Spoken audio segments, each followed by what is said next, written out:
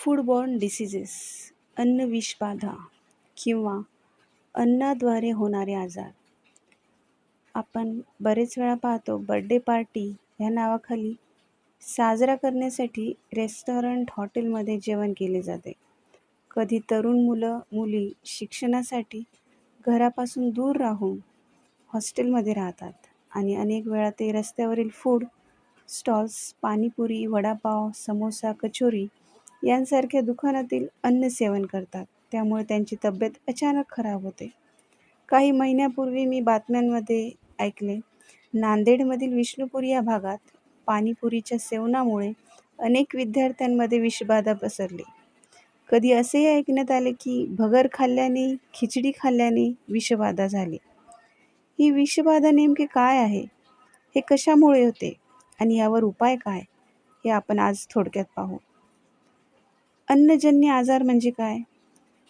अशी एक आरोग्य समस्या जी हानिकारक जंतू किंवा विषारी द्रव्य असलेले अन्न खाल्ल्याने किंवा पेय प्यायल्याने उद्भवते.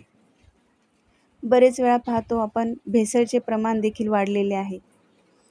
एकदा हे दूषित अन्न सेवन केल्यावर त्याचा पचनसंस्थेवर परिणाम होऊन पोटदुखी, उलट्या आणि अतिसार, जुलाब लागणे असे लक्षणे दिसून येतात. हे अन्नजन्य आजार कशामुळे होतात? याची मुख्य कारणे जैविक, रासायनिक आणि भौतिक या श्रेणीमध्ये मोडतात.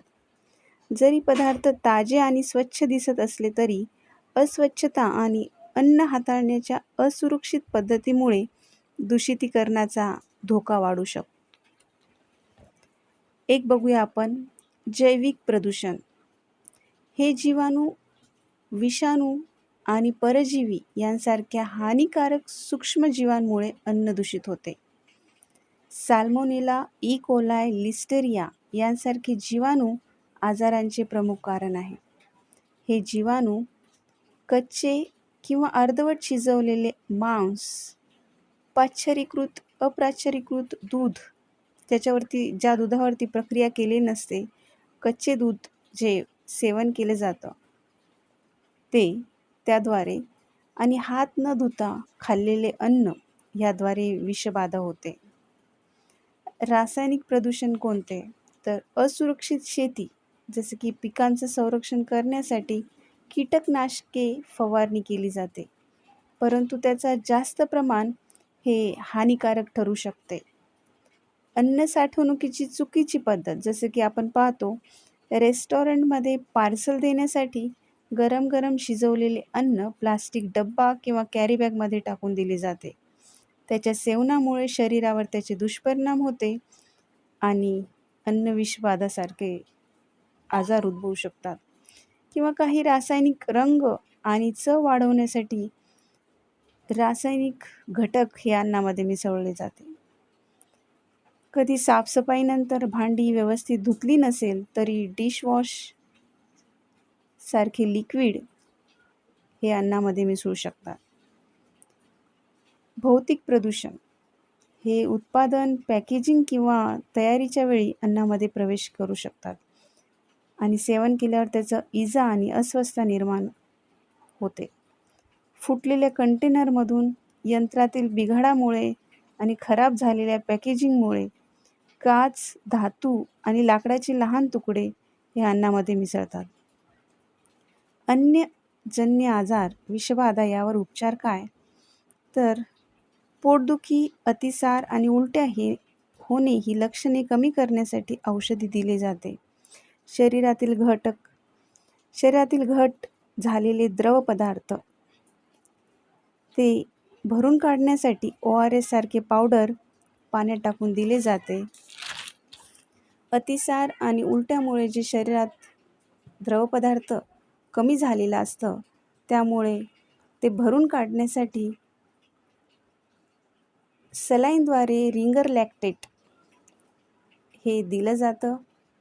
हे वैद्यकीय सल्ल्यानुसारच त्यांच्या देखरेखीखाली दिले जाते. आणि नारळ पाणी, फळांचे ज्यूस हे देखील उपयुक्त आहे.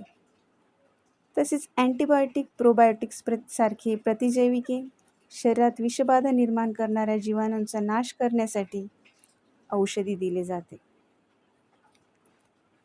अन्नजन्य आजार कसा टाळला जातो?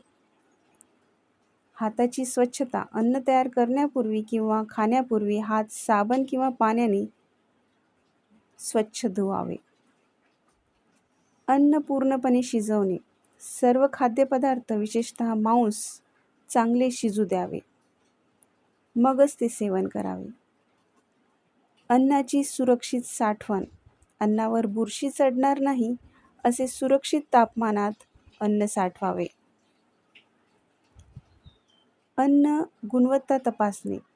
मुदत संपलेले किंवा खराब झालेले अन्न खाणे टाळा. भांडी स्वच्छ पाण्याने धुवावे. स्वच्छ ठिकाणी बनवलेले पदार्थ खावे, जसे की उघडी ठेवलेले अन्नपदार्थ टाळा. पावसाळा हवामानात माशाद्वारे आजार पसरले जाते. धूळ, कीटक मिश्रित अन्न विषबाधा उत्पन्न करते. आशा करते की आज सांगितलेल्या आजाराची माहिती आपल्याला नक्कीच उपयोगी ठरली असेल. अशाच विविध आजारांची माहिती प्राप्त करून घेण्यासाठी माझ्या यूट्यूब चॅनलला आपण लाईक करून सबस्क्राईब बटन, बेल आयकॉनचे बटन दाबावे. थँक्यू.